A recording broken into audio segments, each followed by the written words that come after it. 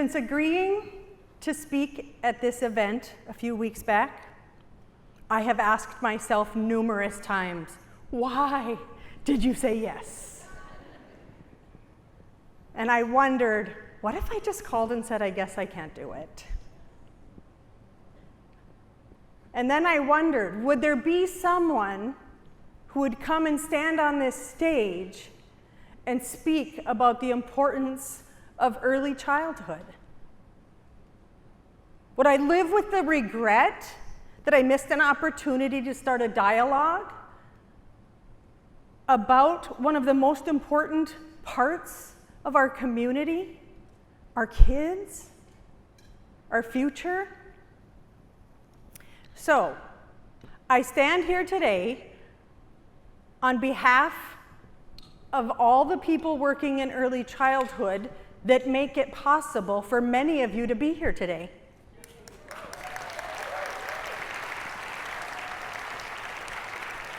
I stand here speaking on behalf of the children who don't have a stage like this but are relying on us to get it right for them.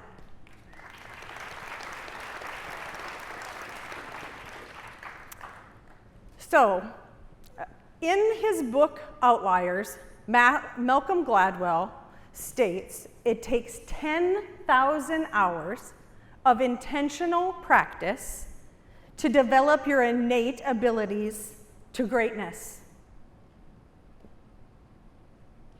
A child who begins full-time child care at 6 weeks of age until they enter kindergarten will spend over 10,000 hours in care.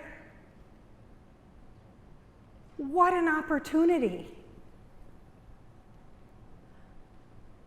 What are the skills that you would choose to have your child become an expert in?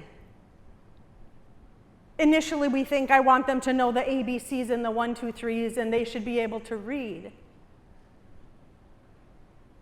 I look at a list of characteristics like this, and I think these will serve them long into adulthood, regardless of what our world looks like. We'll be peopling our entire life, and these are the skills they're going to need. So, how do we go about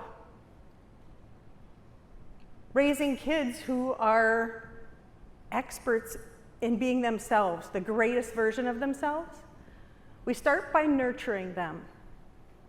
And I can speak from my experience as a parent. For a while, I thought my way to nurture my kids was to point out everything that they were doing wrong in hopes that it would encourage them to change. I gave my energy to the wrong things. Now I know that to truly nurture a child and to let them feel it and to be loved and feel heard, I need to notice the tiniest sprout of greatness. When they show this much patience, I have to say, I saw how you waited. That is patience. I need to name the qualities of greatness that I see in them, and I can water it by recognizing it and giving the same level of excitement that I used to give to misbehavior. I used to get big and loud and in their face. Now I accuse them of having self-control, of being brave eaters when they try the porcupine sliders at lunch. Because you see, what we give our energy to, we will get more of. Now, Gladwell also said that it's really important to create those experts or to create those greatest people in their field. It required the influence of devoted and skillful coaches or mentors. I'm going to add parent. How many of you took courses before you became a parent? Not a lot of hands.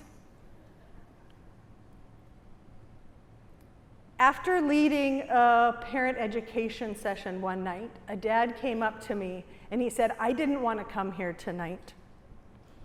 And now that I've been here, I want to tell you something.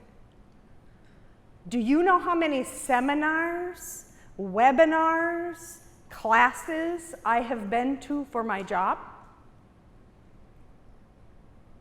This is the first one I've attended for my most important role. 250 children a day in the United States are expelled or suspended from their preschool program. A day. I have had the opportunity to sit across the table from parents who've experienced that. I've been with the teachers who say, I love this child, but I don't know what else to do. Can we come around parents? Can we enrich those who are working in early childhood? The average wage of a child care worker in the United States right now is $14.60. And we're handing them our most precious, complicated resource and asking them to produce magic on a budget that's struggling to buy glue sticks.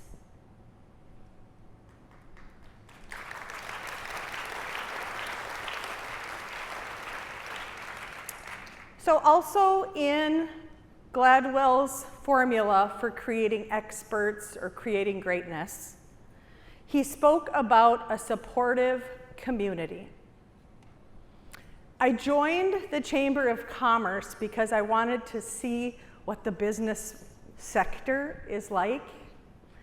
And each time I go to an event, the word I hear most is workforce. Workforce. What are your issues with the workforce? I'm going to tell you right now, the future workforce of this town, of this community, of the state, and our nation is probably sitting in my program right now, drinking water and having some animal crackers.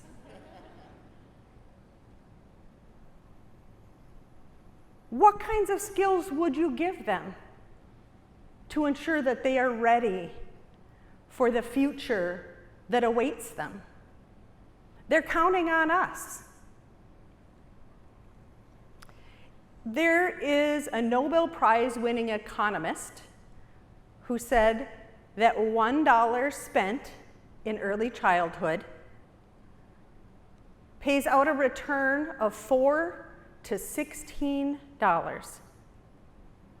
In other words, we can spend $1 to do it right, or we can wait a few years and spend 16 to fix what we didn't do. So, I'd like to ask you, what if we nurture kids to their greatest potential?